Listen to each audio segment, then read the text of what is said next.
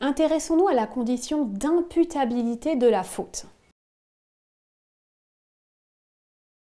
J'entends par là, dans un système de responsabilité pour faute, un système de responsabilité du fait personnel. Classiquement, pour qu'il y ait faute, et donc mise en œuvre de la responsabilité du fait personnel, il fallait deux éléments constitutifs. D'abord, un élément objectif, un acte illicite, c'est-à-dire une erreur de conduite que l'on apprécie in abstracto, c'est-à-dire par rapport au bon père de famille, à l'individu normalement prudent et diligent, normalement prudent et avisé. Si vous ne faites pas ce que l'individu normalement prudent et avisé aurait fait dans de telles circonstances, vous avez commis un acte illicite. Mais il fallait une deuxième condition. En plus, il fallait la condition d'imputabilité, c'est-à-dire la capacité de discernement. Que vous soyez capable de comprendre que votre acte était illicite, que ce que vous aviez fait était mal. Ce qui avait pour conséquence que les déments, les personnes atteintes d'un trouble mental grave, ou les très jeunes enfants, ne pouvaient jamais commettre de faute, parce qu'ils n'avaient pas la capacité de discerner le bien du mal. Ils ne savaient pas que ce qu'ils faisaient était bien ou mal.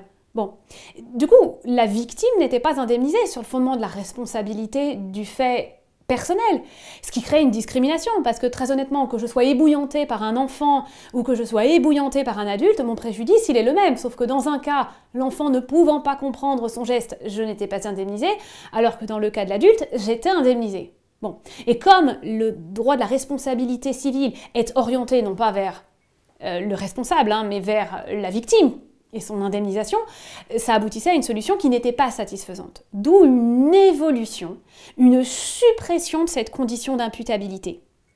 D'abord, cette suppression elle est venue chez les déments. La loi du 3 janvier 1968 a supprimé cette condition d'imputabilité. Aujourd'hui, une personne, même sous l'emprise d'un trouble mental, peut être responsable, même si elle n'a pas conscience du fait que ce qu'elle a fait est mal. Pour les mineurs, ça n'est pas une loi qui est venue prévoir ça, c'est une jurisprudence.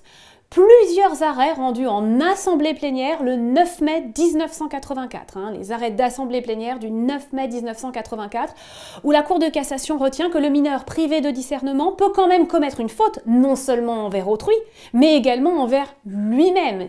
Sa faute, même le mineur privé de discernement peut commettre une faute envers autrui donc, mais aussi une faute qui va réduire le montant de sa propre indemnité. Ça, plus spécifiquement, ce sont les arrêts Lemaire et Derghini, toujours rendus par l'Assemblée plénière le 9 mai 1984. Donc un mineur privé de discernement peut parfaitement commettre une faute, et d'ailleurs un mineur privé de discernement peut tout aussi bien être gardien. C'est toujours ces arrêts d'Assemblée plénière du 9 mai 1984, cette fois-ci c'est l'arrêt Gabillet.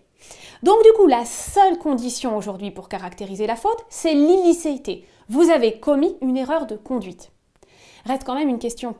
Je vous ai dit tout à l'heure qu'on appréciait l'erreur de conduite in abstracto par rapport au bon père de famille. Mais est-ce qu'on fait la même chose pour les mineurs? Parce que si on fait la même chose pour les mineurs, ils sont toujours responsables. Enfin, un mineur, un enfant très jeune, un enfant de 3 ans, il ne se comporte jamais comme le bon père de famille. L'enfant de 3 ans, il va courir, il va sauter, il va sortir de sous une table en vous faisant « ouh ». Enfin, le bon père de famille, il ne fait pas ça. Donc, le comportement d'un enfant très jeune n'est jamais celui du bon père de famille. Ça veut dire que les mineurs sont toujours fautifs. Bon, la jurisprudence, elle se montrait en tout cas très sévère en appréciant complètement in abstracto la faute du mineur. On a l'impression aujourd'hui, en tout cas s'agissant de la faute de l'enfant envers lui-même, qu'elle assouplit un petit peu le modèle de comparaison en comparant le mineur par rapport à un mineur de son âge. Mais c'est encore pas généralisé et c'est pas lorsque le mineur est responsable envers autrui, c'est plutôt quand il est responsable envers lui-même.